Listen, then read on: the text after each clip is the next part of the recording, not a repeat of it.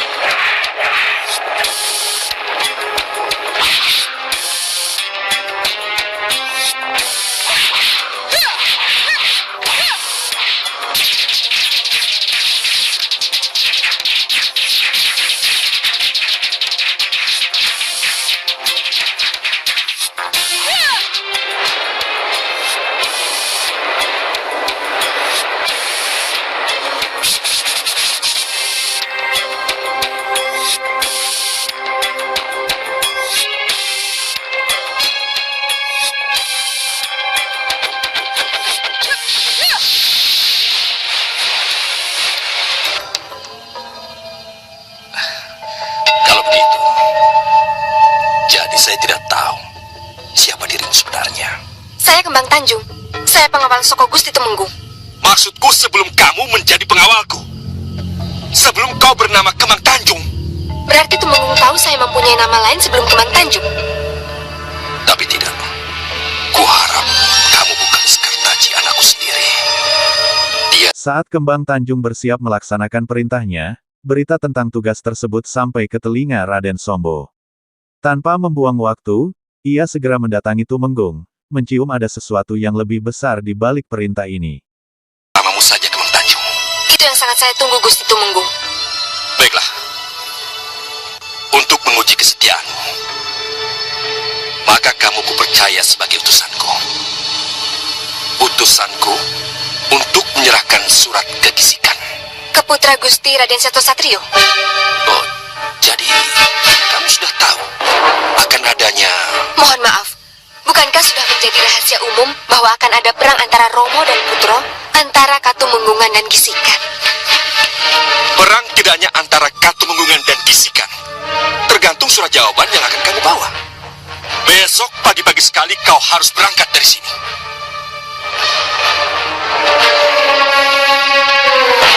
Romo Tumenggung, tunggu sebentar Romo. Saya menjadi tidak mengerti sama sekali Romo. Kenapa Romo merubah rencana penyerangan menjadi mengirim utusan? Apa ini tidak seperti... Sombo, kukira mengirim utusan lebih tepat daripada langsung menyerang.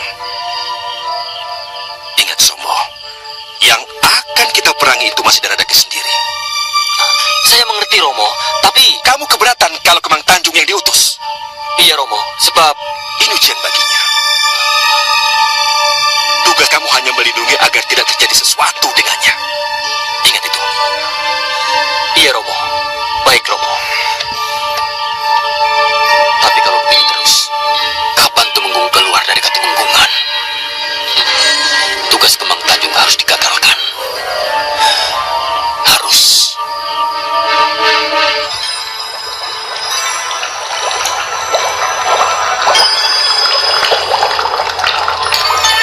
Mana darah pendekar kemana bintang itu? Ini Miratul.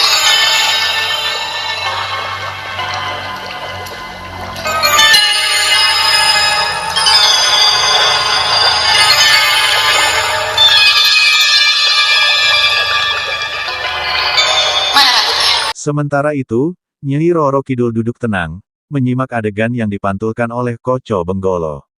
Kegelisahan mulai merayapi pikirannya. Pemuda yang ia amati ini memiliki sesuatu yang tak biasa, seakan-akan ia memiliki darah keturunan bidadari dari Kahyangan. Ia pun memerintahkan senopatinya, bersama Tapak Dento, untuk menyelidiki lebih lanjut. Dalam penyelidikan ini, Condro Manik, yang berubah menjadi belut, menyelinap ke kamar Bagus Seturodipo, namun langkahnya terhenti saat Nyi Ratu Brangah muncul. Ternyata, Bagus Seturodipo telah mengenal sosok Nyi Brangah, dan sang ratu ingin membawanya ke negeri Selolumutan.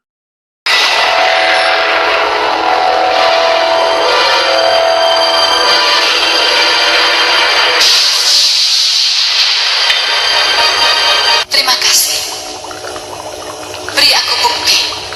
Beri aku petunjuk. Adakah darah siluman dalam diri pendekar yang rambut dan darahnya telah kusatukan dengan sari darah para peri? Tunjukkan.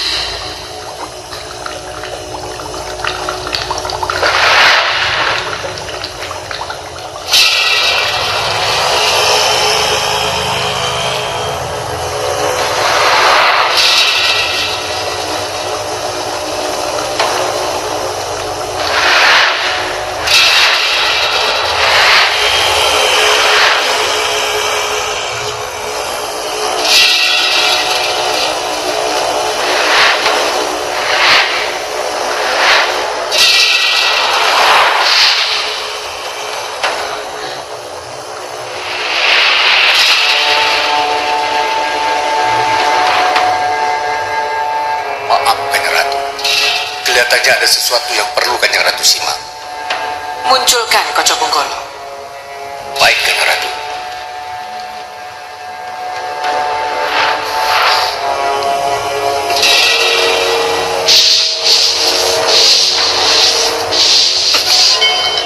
Maaf.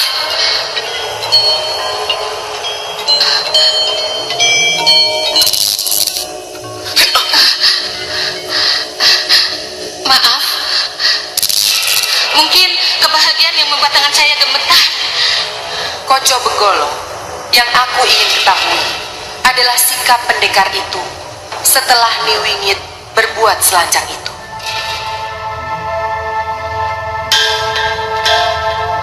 Tidak, Mama. Berikan saja tetes darah dan helai rambut saya pada yang meminta. Dengan begitu, ia akan tahu siapa saya ini sesungguhnya. Koco Benggolo, apa yang terlintas di benakmu sehingga kamu memaksa aku untuk menyimak pendekar? Namun, sebelum itu terjadi, Nyi Ratu Gendeng Permoni juga muncul di tempat yang sama, menantang Nyi Brangah. Ketegangan semakin memuncak hingga akhirnya kedua ratu itu terlibat dalam pertarungan sengit.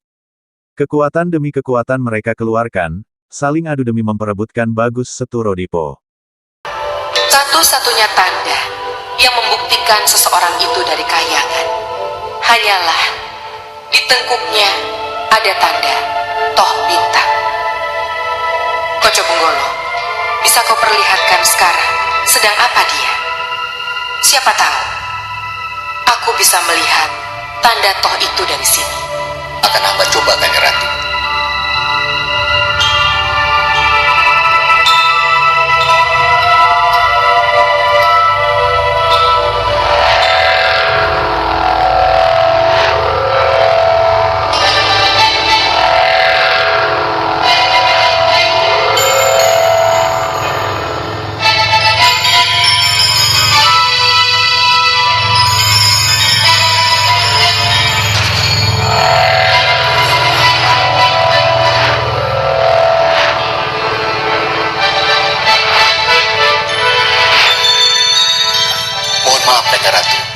Tidak bisa menembus.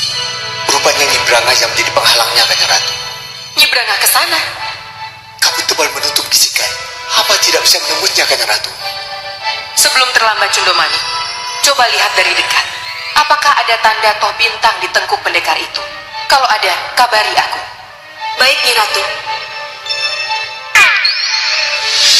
Tapak Dento, untuk berjaga-jaga, ikuti Cundomani. Tapi ingat, jangan terjadi sesuatu dengan Nyi Brangah. Sedikit tahu, Kanjeng Ratu.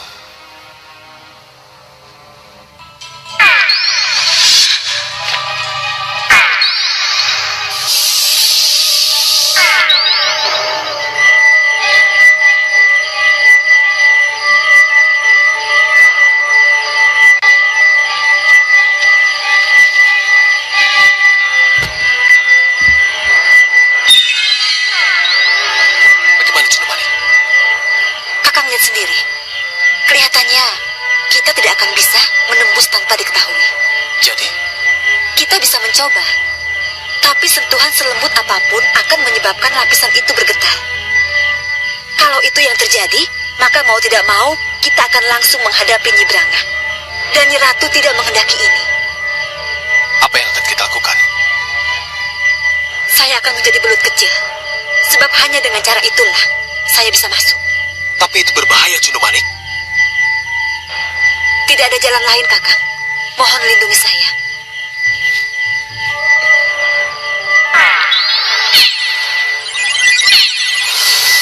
Tunggu!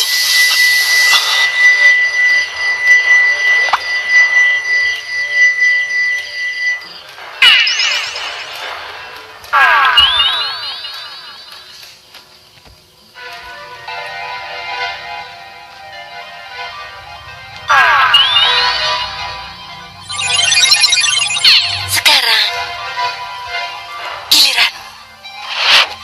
Aku tidak mau kamu lari lagi dari sisiku seperti dulu.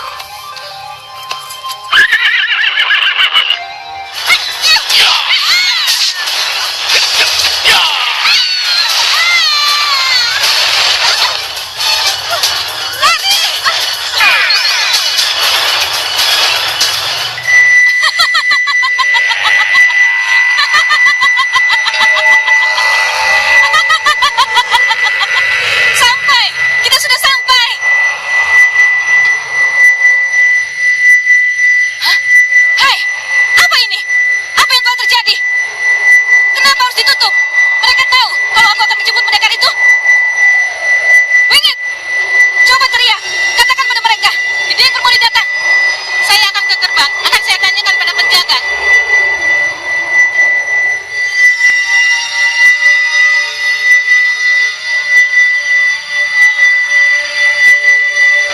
Tapi aneh, tidak biasanya begini.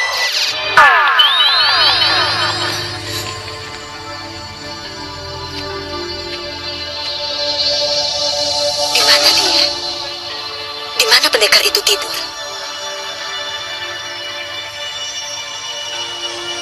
Oh, itu pasti kamarnya.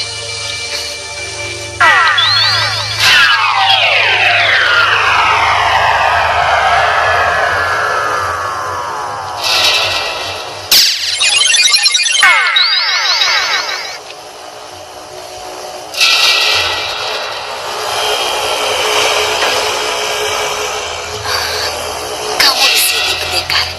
Baik, bagiku yang penting tanda pada tengkukmu.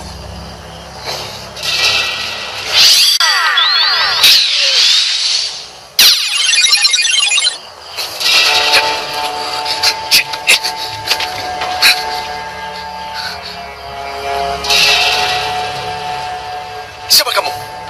Di belakangmu, pendekar. Di belakangmu. Itulah musuhmu. Ada apa, Bagustoro Dipo? Ada apa ribut-ribut? Tunggu. Kenapa? Kenapa kamu selalu ingin lari dariku, Bagustoro Dipo?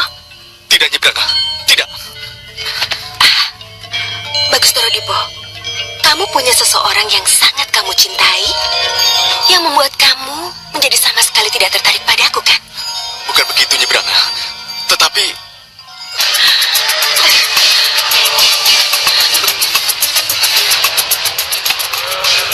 Penjaga tidur, Nyi Ratu. Nyi Branga yang melakukan itu. Ratu Pemikat? Ya, iya, Nyi Ratu. Kurang ajar. Ini tidak bisa dibiarkan. Pasti Ratu Buaya itu juga mengincar pendekar berdarah siluman. Tidak bisa dibiarkan.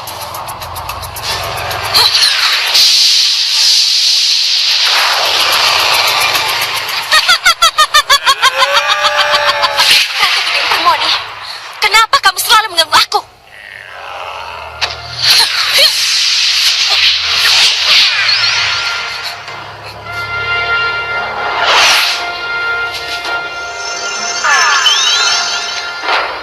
bagaimana? Berhasil? Iya, Tidak ada yang mengenalimu. jangan khawatir. Belut tidak akan menarik perhatian siapapun. Ya, bagaimana dengan mereka? Itu urusan mereka. Biarkan saja.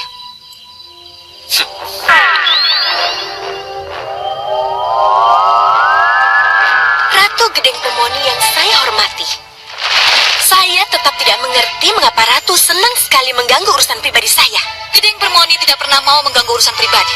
Tapi kalau yang namanya urusan pribadi itu ada hubungannya dengan kepentinganku, jelas tidak akan kubiarkan. Di sisi lain, Nyai Roro Kidul mendengar laporan dari Condro Manik. Kebenaran pun mulai terungkap. Bagus Seturo Dipo ternyata adalah keturunan bidadari. Koco Benggolo akhirnya muncul dan mengonfirmasi bahwa Seturo Dipo adalah anak dari Nawang Sari, seorang bidadari yang pernah turun ke bumi dan menikahi manusia.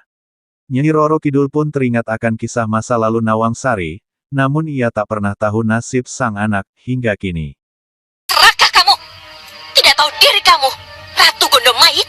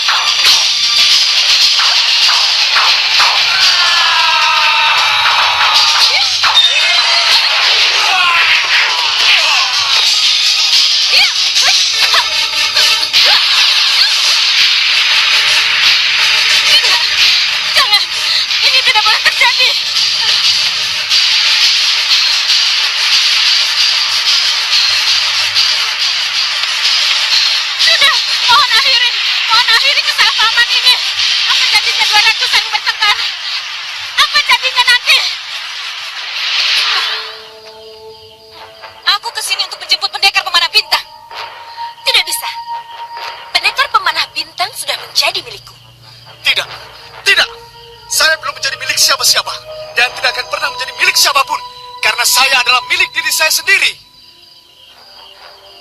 Di sini pun saya tidak akan lama.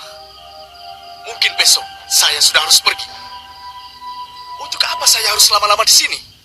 Kalau karena sayalah, maka kekacauan ini terjadi. Aku ingin kau ikut aku. Akan kujadikan kau sebagai Senopati Utomo. Lebih baik ikut aku ke Kedaton Branga.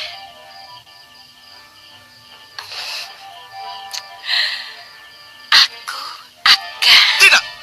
Saya lebih suka kalau saya bisa menjadi diri saya sendiri. Kuberi waktu sampai besok. Kalau tidak, akan kupaksa. Haya!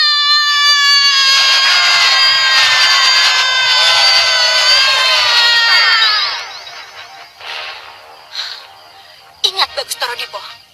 Sudah 2 kali kamu kecewakan aku. Tidak akan terjadi untuk yang ketiga kali. Tidak akan. Tidak akan.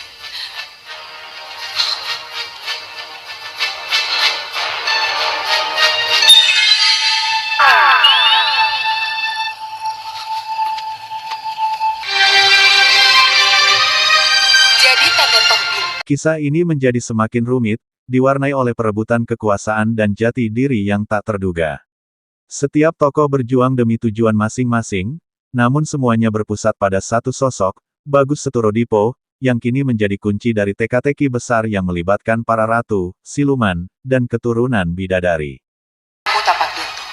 Kasihkan Daun, Kanjeng Ratu.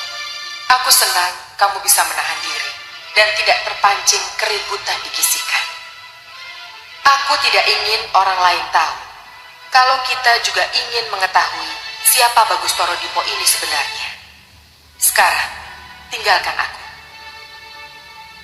Pamit mundur, Kanjeng Ratu. Kanjeng Ratu.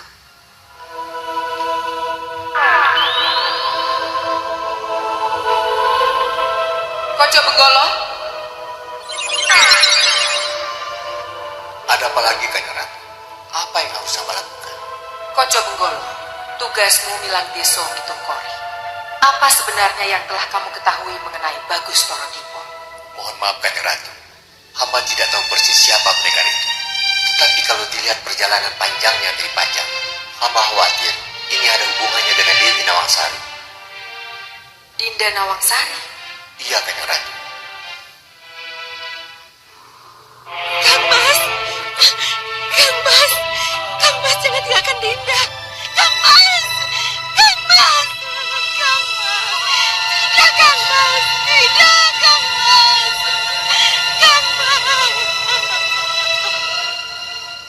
Benggolo, Nawangsari memang pernah bercerita tentang hubungannya dengan pemuda Bawono, prajurit pajang itu. Ia juga bicara tentang kehamilannya. Tapi anehnya, ia tidak pernah bercerita tentang nasib anaknya itu. Saya yakin Kanjeng Ratu bahwa Bagus Torodipo adalah putra dari Dewi Nawangsari. Semoga waktu yang akan membuktikannya, Kanjeng Ratu.